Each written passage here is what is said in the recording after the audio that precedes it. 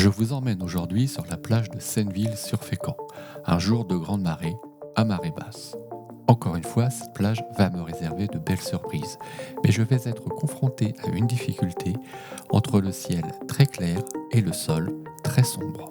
Bon, je suis en train de me déplacer sur l'estran et c'est pas forcément un terrain très pratique parce qu'il y a pas mal d'algues, de varech et ça peut rendre les choses un petit peu glissantes et pas mal d'eau. Mais vraiment venir un jour de grande marée sur cette plage de Senneville-sur-Fécamp, je pense que c'était, j'espère, une bonne idée, ce qui me sera confirmé par la suite en fonction des images que je vais trouver. Je vous montre un petit peu sur quoi je suis en train de marcher.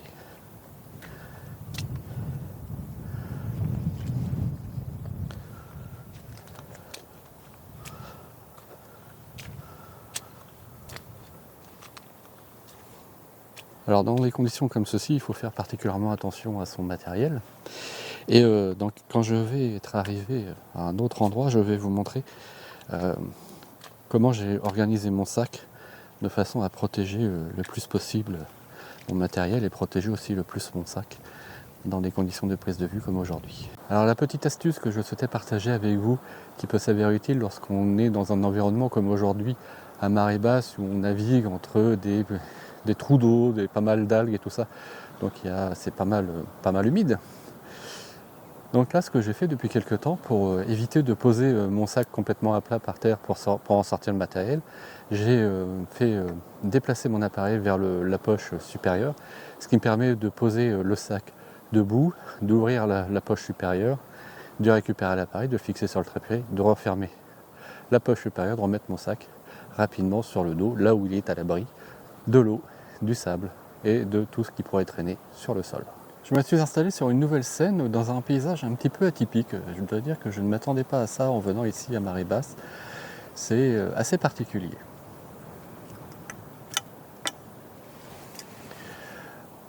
Il y a ces sortes de plateaux là qui arrivent juste au bord de l'eau et qui sont vraiment très originaux, et je pense que c'est la raison pour laquelle lorsque la marée remonte, on a ce phénomène de gerbe d'eau qui apparaît lorsque l'eau vient s'engouffrer dans ces gorges.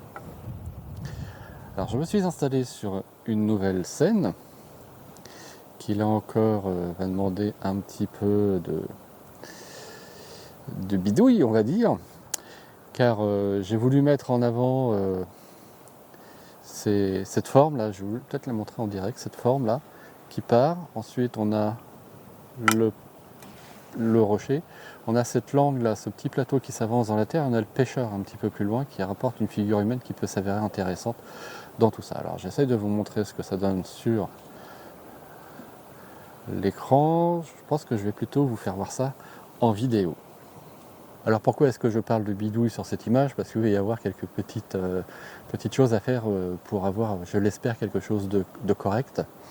Alors qu'est-ce que j'entends par bidouille? Ça va être d'abord, dans un premier temps, je vais faire un focus stack pour avoir mon premier plan net ici et jusqu'au plateau qui se prolonge derrière. Ensuite, la difficulté que je rencontre sur cette scène, c'est que le ciel est encore assez lumineux et mon premier plan est très sombre. Donc je vais non seulement devoir faire un focus stack, mais combiner au bout d'un moment sur la prise de vue la plus lointaine, combinée avec un bracketing d'exposition pour récupérer un petit peu de détails dans le ciel. Alors j'espère que tout va bien se passer au niveau de l'assemblage, et si c'est le cas, voici l'image.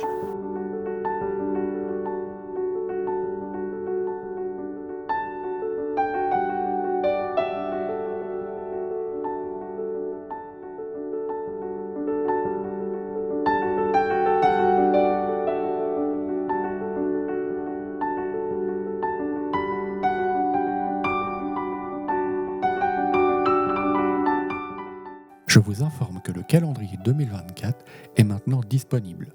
Vous pouvez le commander directement sur mon site internet, un lien est disponible dans la description de cette vidéo. Vous pouvez également m'envoyer un petit message. Je me suis installé sur une nouvelle prise de vue qui, encore une fois, va s'avérer un petit peu compliquée en termes de luminosité et de gestion du contraste. Je vous montre d'abord ce que j'ai composé.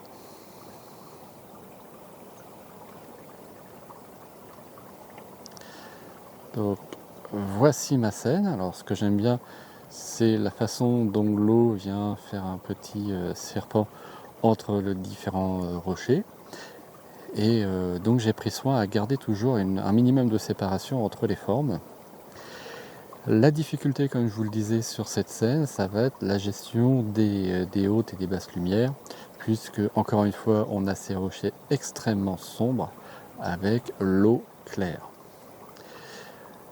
Je vais faire plusieurs tentatives sur cette image. Je vais essayer déjà de trouver un bon équilibre. C'est un peu ce que j'ai fait sur celle-ci. J'ai essayé de trouver un équilibre entre les tons foncés et les tons clairs en essayant de protéger à la fois l'un et l'autre et en donnant quand même plutôt la priorité au ton clair en me disant que j'aurais peut-être un petit peu plus de chances de récupérer du détail dans les zones foncées, en sachant que mon intention au moment du développement, ce ne sera pas d'éclaircir de façon exagérée les ombres, mais juste de récupérer un petit peu de détail pour rester conforme au paysage que je vois devant moi. J'ai fait une première composition ici. Alors cette première prise de vue elle va avoir quelque chose de particulier parce que je suis quand même à, je dirais bien 90-100 mm. Et à f11, je vais quand même avoir une profondeur de champ assez courte, ce qui fait que mon premier plan va être flou. Et j'ai fait le point ici sur l'arrière-plan. Donc je vais faire une première prise de vue comme ça, parce que je me dis que ça peut être intéressant de jouer justement sur ces premiers plans flous et l'arrière-plan net. Et puis peut-être que je vais tenter un petit focus stack par la suite. Donc une photo volontairement sous-exposée. Et vous voyez, même en la sous-exposant légèrement, j'ai quand même un petit écrêtage dans les hautes lumières. Je tente d'autres prises de vue et je vous montre la meilleure.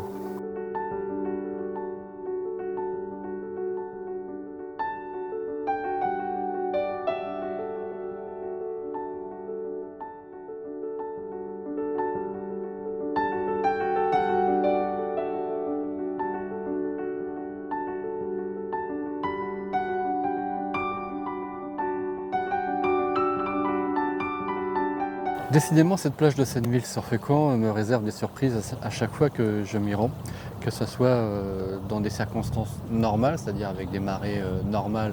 On a ces éboulis de roches au niveau de la plage qui sont assez impressionnants et particulièrement photogéniques.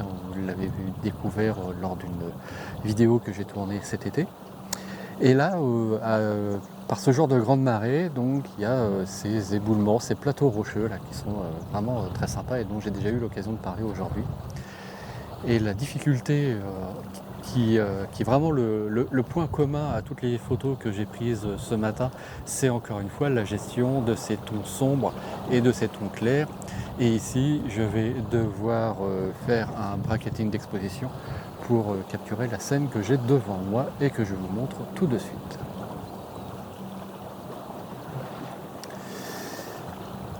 L'idée, c'est encore une fois d'utiliser ces rochers au premier plan. On a le soleil qui commence à éclairer le haut des falaises. Pardon.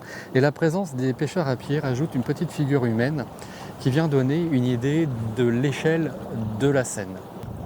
Au niveau de la composition, j'ai inclus quelques éléments du premier plan. On a ensuite ce premier groupe de rochers, une deuxième bande foncée, on voit les pêcheurs juste derrière, et la ligne de falaise éclairée par le soleil. Donc comme vous pouvez le constater, on a encore une fois des zones extrêmement sombres avec des zones très claires. Alors je vais faire plusieurs vues. Je vais faire une première vue sur laquelle je vais vraiment privilégier mon ciel, je vais protéger mes hautes lumières. Alors je vais décaler mon exposition jusqu'à ce que l'histogramme se décolle du bord. On va faire une première vue comme ceci.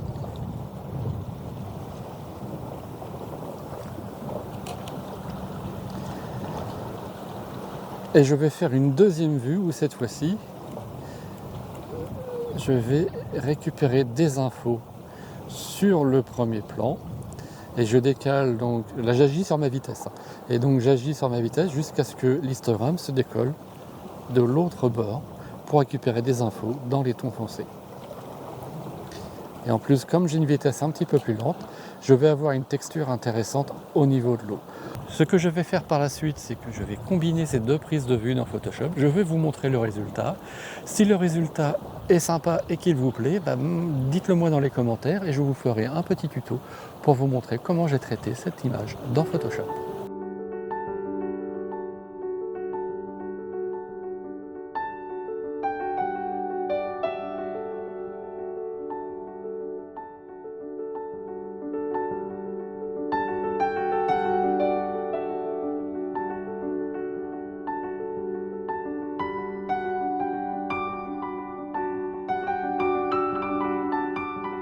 Je suis de retour sur la partie de la plage de Senneville que j'avais eu déjà l'occasion d'explorer cet été. J'étais venu en plein après-midi, il y avait eu vraiment des chouettes couleurs et une belle lumière. Je vais vous mettre un lien vers cette vidéo juste à la fin de celle-ci si vous souhaitez la découvrir ou la revoir. Je m'excuse de la façon dont cette vidéo a été filmée ce matin, mais il faut dire que les circonstances n'étaient pas très simples, car je me trouvais sur un sol particulièrement glissant, avec pas mal de trous, et j'ai fait beaucoup de prises de vue à main levée, ce qui n'est peut-être pas la façon la plus confortable pour vous de voir ce que j'ai mis en place au niveau de mes images, mais je ne me sentais pas suffisamment en sécurité pour placer ma caméra sur un autre trépied et faire des allers-retours entre deux, donc j'ai préféré ne pas prendre trop de risques, aussi bien pour moi que pour le matériel, et rester vraiment concentré autour de l'endroit où je me trouvais pour faire les photos. Ce que vous avez pu constater aussi, et ce qui a été un petit peu le point commun qui est revenu à travers toutes les images que j'ai faites aujourd'hui, c'est la gestion des contrastes. Il y avait aujourd'hui ce sol extrêmement sombre avec, je pense, du varech, donc brun foncé très fort, et ce ciel quand même assez dégagé et très clair. Il a donc fallu que je gère au niveau des contrastes et ça m'a obligé dans beaucoup de cas à multiplier les prises de vue en vue d'un assemblage ultérieur dans Photoshop. Je vous ai donné au cours de cette sortie une première petite astuce qui permet d'avoir accès rapidement à son appareil photo et de limiter la pose du sac sur le sol dans un environnement comme on l'a souvent en bord de mer. Donc aujourd'hui c'était plutôt rocheux mais très humide, par moments ça peut être le sable. Et lorsque le sable est humide, on a vite fait de se retrouver avec plein de sable sur le sac et qui peut ensuite arriver assez facilement à l'intérieur du sac. Donc c'est la raison pour laquelle j'ai fait en sorte d'avoir mon appareil sur la poche supérieure pour y accéder plus rapidement. Je voudrais en profiter pour partager une deuxième petite astuce qui intervient lorsque j'ai terminé ma balade et que je retourne à ma voiture. Car lorsqu'on fait de la photo en bord de mer, on est amené à poser le trépied dans le sable ou voire dans l'eau de mer, ce qui à la longue peut ne pas s'avérer très bénéfique pour celui-ci. J'ai toujours une petite bouteille d'eau dans mon coffre et je l'utilise pour rincer les pieds de mon trépied et ainsi débarrasser de celui-ci le sable et l'eau de mer avant de l'essuyer. Voilà, c'était juste une petite astuce comme ça en passant qui j'espère pourra vous être utile. J'espère que cette sortie vous a plu. Si vous venez dans la région, je vous recommande fortement une balade sur cette plage de Senneville-sur-Fécamp, car elle est vraiment très surprenante. D'une part pour l'environnement dans lequel je me trouve à l'instant, qui est assez particulier, tant qu'il existe, parce qu'on voit qu'il y a des endroits qui commencent à s'abîmer un petit peu, c'est normal. Et puis venir sur cette même plage lors d'une grande marée comme aujourd'hui, dévoile vraiment une particularité à laquelle je ne m'attendais pas au niveau du paysage, et c'est vraiment là-dessus que j'ai orienté cette sortie. Eh bien, j'espère que cette sortie vous a plu. Si c'est le cas, n'oubliez pas de mettre un petit j'aime sur cette vidéo. Comme d'habitude, si vous avez des questions et des remarques, utilisez les commentaires. C'est toujours un grand plaisir que de pouvoir échanger avec vous. Et en attendant de vous retrouver pour une prochaine sortie, je vous souhaite une très bonne semaine et à bientôt. Salut!